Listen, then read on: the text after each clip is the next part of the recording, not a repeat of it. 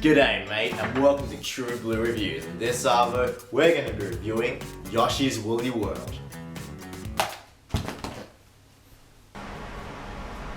Cute!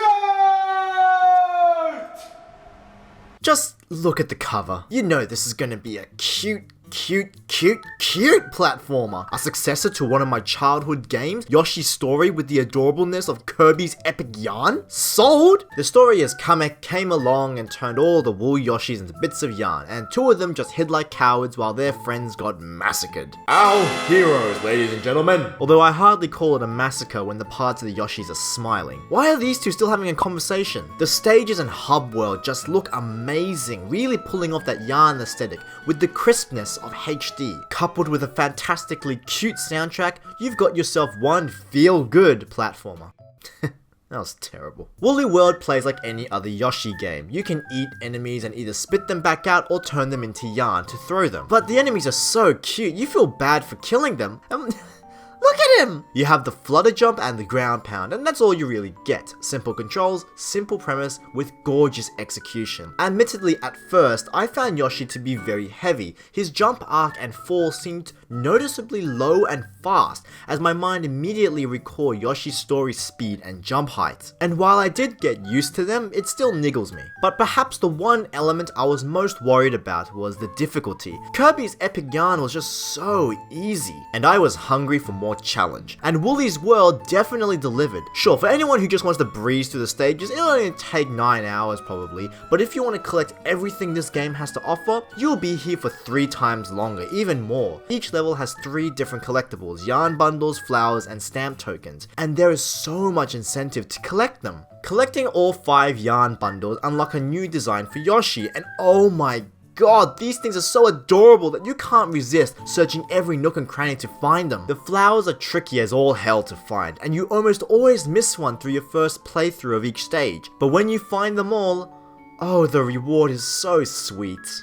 A super hard bonus level. Thanks, Nintendo.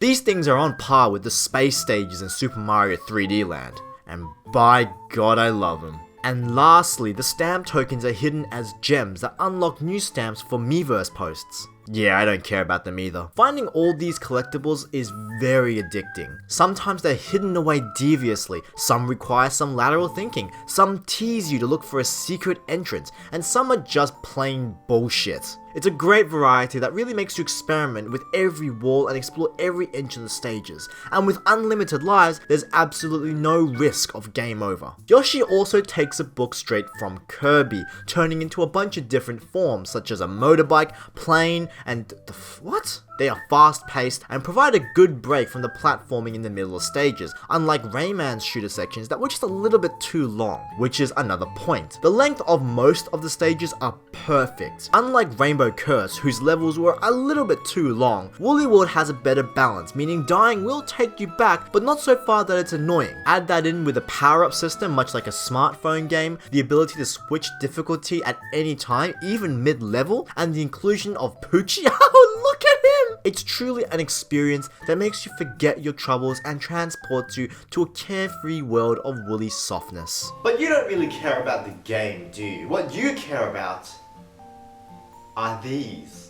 I was extremely looking forward to these amiibos, and they were well worth it. They're actually incredibly sturdy and maintain their form while still being soft enough. They have a good weight, and you can confidently throw them around and not feel like you're gonna rip them open. Plus, they just look ungodly cute. For some reason, my green Yoshi is slightly fatter than the rest.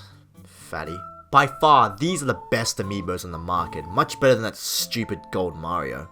Why did I buy this? Almost all the amiibos are supported to give you extra Yoshi skins to play around as, and can result from adorable, hilarious, creative to kill him with fire! The yarn amiibos, however, let you play as a second Yoshi in each level, like the cherry power-up in 3D World. It's a little novelty, but really you won't be using this a lot. Co-op is much more fun, and the fact you can turn each other into balls like epic yarn adds to the relaxing and hilarious chaos. Yoshi's Woolly World is a great platform, and Nintendo has always been able to pull out of its hat with its soundtrack, its rise in difficulty, and of course its cute as sin aesthetic.